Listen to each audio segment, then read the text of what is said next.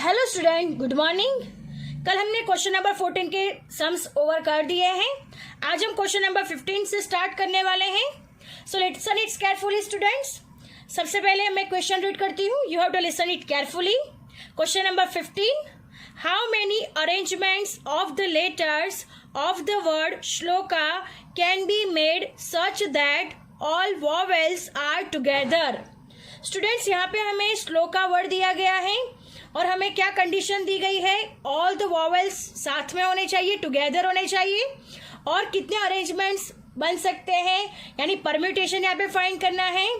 Because जब भी आपके क्वेश्चन में परम्यूटेशन, यानी जब भी आपके क्वेश्चन में अरेंजमेंट्स वर्ड आएगा तब आपको परम्यूटेशन ही यूज करना होगा। Understand, this is the key word for the permutation. For arrangement you have to use permutation. Understand, तो श्लोका वर्ड को हमें अरेंज करना है और सारे के सारे वॉवेल्स कैसे होने चाहिए, साथ में होने चाहिए। सो लेट अस स्टार्ट। स्टूडेंट, सबसे पहले हम लोग वर्ड लिख देते हैं, कौन से वर्ड को हमें अरेंज करना है। तो सबसे पहले हमें वर्ड दिया गया है SHLOKA, shloka, right. This is the our word, ये हमारा वर्ड है जिसको हमें अरेंज करना है। अब हमें क्या कहा गया है, वॉवेल्स आर टुगेदर। तो ये जो वर्ड है उसमें वॉवेल्स कितने हैं, तो हम लोगों को पता है कि O and A are 2 vowels in the word shloka, right. Shloka word में 2 वॉवेल्स है, O एंड A। अंडरस्टैंड। अब हमें क्या करना है, दोनों के दोनों वर्ड्स कैसे होने चाहिए, टुगेदर। तो सबसे पहले O एंड A को साथ में ले लेते हैं हम लोग, और बाकी के बच गए कितने words, S H L and K। Understand, दोनों वॉवेल्स को क्या कर दिया हमने, साथ में कर दिया, और बच गए कितने words, S H L K। अब ध्यान से देखना स्टूडेंट्स, हमें क्या करना है, O and A are together, यानी ये दोनों साथ में ही होने चाहिए। तो ये क्या हो जाएगा, 2P2 अरेंजमेंट हो जाएगा, बिकॉज ये दोनों साथ में ही होने चाहिए, तो इनका इंटरचेंज अरेंजमेंट 2P2 से होगा। अंडरस्टैंड। और अब हम इन चारों वर्ड के साथ हमें ये वर्ड को भी अरेंज करना है, और A को, राइट। तो ये 4 वर्ड के साथ हमें ये एक वर्ड, यानी O और A दोनों मिलके एक हो जाएंगे। इन चारों के साथ OA को भी हमें अरेंज करना है, यानी 4 + 1 5P, 5 से अरेंजमेंट होगा। अंडरस्टैंड। अगेन फिर से, O and A are 2 vowels in the word shloka. O and A 2 vowels है। हमें क्वेश्चन में कहा गया है कि दोनों वॉवेल्स साथ में ही होने चाहिए। सो हमने वॉवेल्स को अलग कर दिया और दूसरी जो वर्ड लेटर्स बच जाते हैं उसको अलग कर दिया। अब हमें क्या करना है, O और A दोनों साथ में होने चाहिए, जिसकी अरेंजमेंट होगी 2P2 से, यानी O और A अंदर अंदर 2P2 से अरेंज हो जाएंगी। बट हमें O और A को ये चारों वर्ड के साथ भी अरेंज करना है, यानी 4 लेटर्स के साथ O और A ये दोनों एक हो जाएंगे, यानी एक लेटर्स, यानी 4 + 1 5, यानी 5P, 5 से अरेंजमेंट करनी है। अब लिखते हैं इसको, there are 6 letters, right? There are 6 letters in the word shloka, right? Of which 2 are vowels, right? 6 letter का वर्ड है जिसमें 2 वर्ड क्या है, वॉवेल्स है। अब हम क्या करेंगे, ये 2 लेटर्स को 1 वर्ड को तरीके से 1 लेटर को कंसीडर करेंगे, जैसे मैंने यहाँ पे किया हुआ है। और एक को 1 कंसीडर करके इन चारों के साथ अरेंज किया है, यानी 4 + 1 5P, 5 से अरेंज करना है। अंडरस्टैंड। जो स्टूडेंट मैंने जैसे आके एक्सप्लेन किया है वैसे ही हमें लिखना है। तो हम लिखेंगे कंसीडरिंग 2 vowels as 1 letter दोनों वोवेल्स को एक लेटर समझकर हम लोग टोटल वो 4 जो वर्ड बच जाते हैं उनके साथ हमको अरेंज करेंगे, यानी टोटल कितना हो जाएगा 1 + 4 5. So total 5 letters can be arrange in 5p5 ways, and in each of these arrangement two vowels, जो O और A है, two vowels can be arranged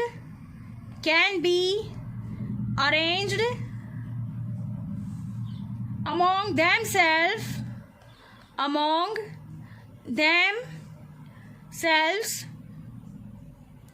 in 2p2 ways. Understand? और A दोनों among themselves arrange in 2p2 ways. So total permutation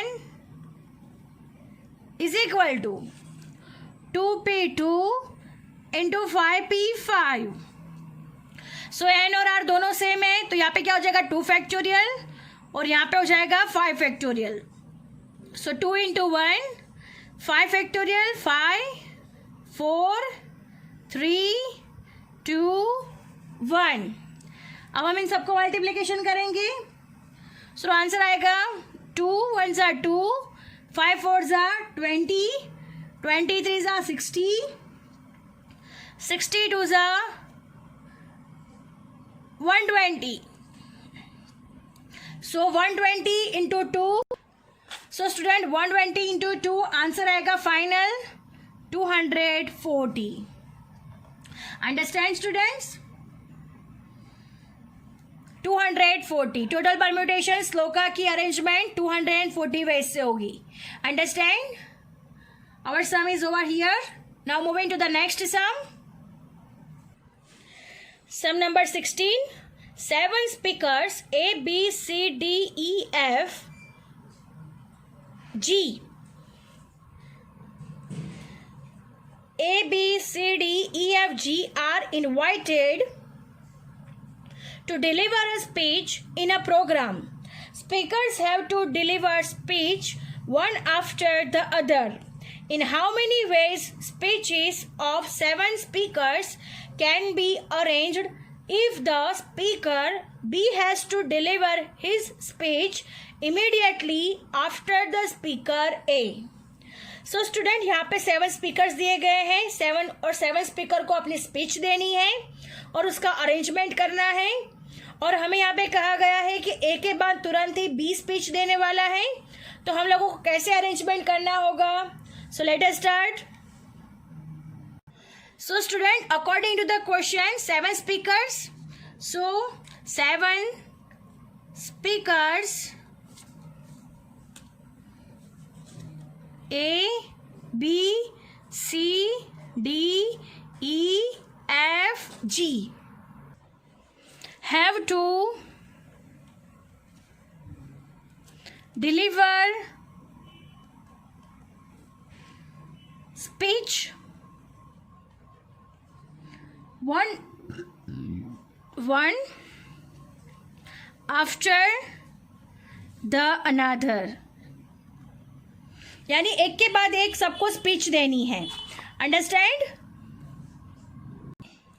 so students अगर हम लिखते हैं if the speaker A delivers his speech,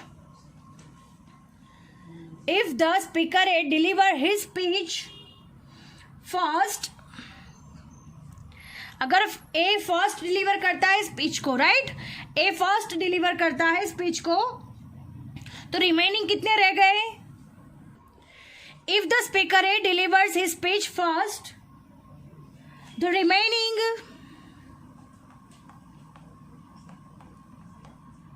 speakers, 6 speakers,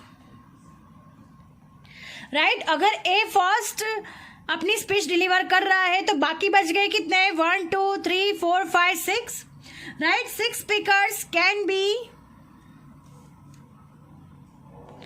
arranged for their speech in 6P1 ways. यानी 6P1 veg मतलब एक अगर डिलीवर स्पीच कर रहा है तो बाकी के बच गए 6 में से जो सेकंड नंबर पे आएगा वो 6 में से कोई भी एक ही स्पीकर होगा जो अपनी स्पीच को दे पाएगा.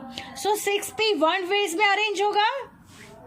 अब हमें एक क्वेश्चन में दिया गया है कि ए के बाद तुरंत ही बी आता है स्पीच देने के लिए, तो यहां पे लिखते हैं if B delivers his speech after speaker A, यानी अगर बी अपनी स्पीच देता है ए के बाद तो कितने रिमेनिंग रह गए 1 2 3 4 5 speakers are remaining. So 5 speakers can be arrange. So remaining 5 speaker can be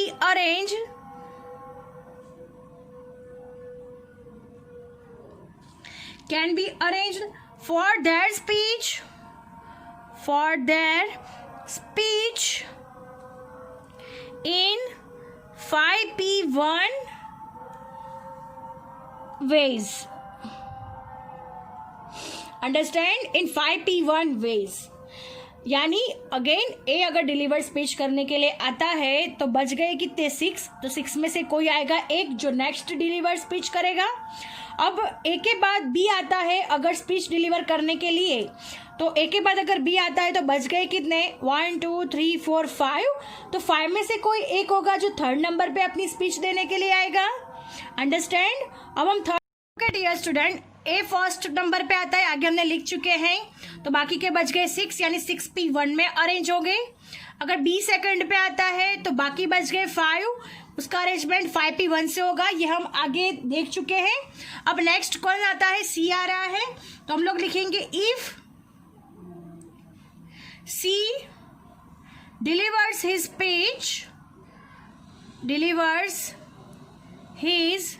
speech after the speaker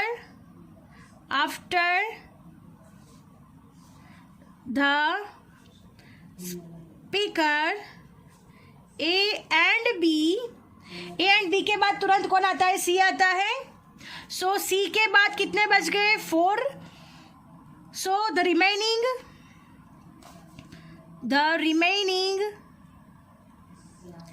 4 speakers can be arranged for their speech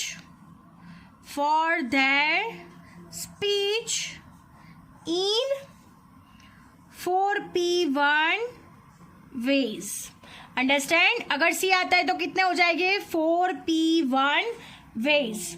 अब नेक्स्ट कौन आएगा डी आएगा, तो अब यहां पे लिखते हैं if D delivers his speech after the speaker A, B and C, right? A, B and C. So the remaining कितने बच गए 3, right? So the remaining 3 speakers can be arranged for their speech in 3P1 ways.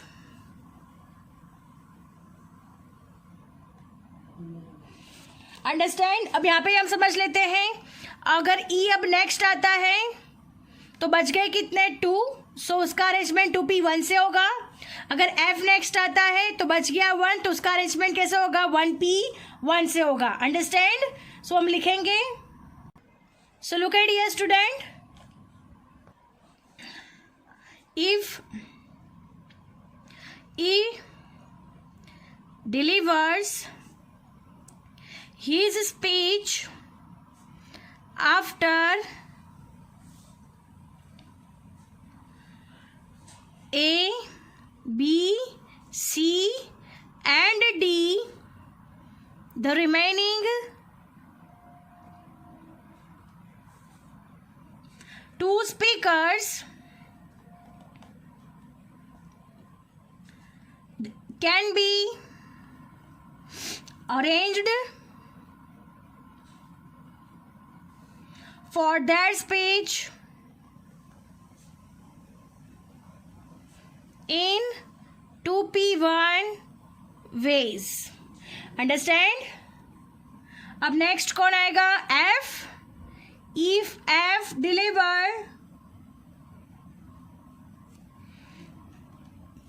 can deliver his speech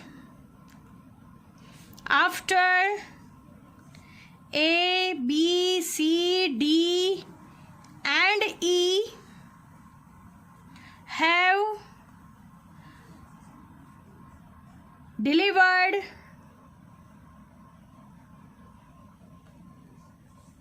their speech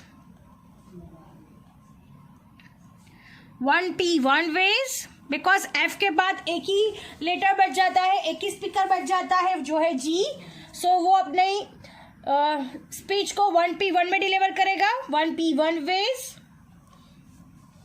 so total permutation अब लिखेंगे, total permutation is equal to 6p1 into 5p1 into 4p1 into 3p1 into 2p1 into 1p1। So हम इसका multiplication करेंगे, 6p1 का 6 हो जाएगा, 6 into 5 into 4 into 3 into 2 into 1 हो जाएगा। अब इन सब का मल्टीप्लिकेशन करेंगे, 6 5 ज़ा 30, 34 ज़ा 120, 120 3 ज़ा 360, 360 2 ज़ा 720। अंडरस्टैंड। तो टोटल परम्यूटेशन होगा 720। अंडरस्टैंड। 6 5 ज़ा 30, 34 ज़ा 120, 120 3 ज़ा 360, 360 2 ज़ा 720, so 720 total permutation. Understand? So student, our sum is over here and exercise 6.1 is also over here. I hope you understand it very well. आपको permutation का concept completely समझ में आ गया होगा और यहाँ पे हमारा ये परम्यूटेशन का कॉन्सेप्ट और परम्यूटेशन के रिलेटेड एक्सरसाइज भी यहाँ पे ओवर हो रही है। So thank you students, have a good day.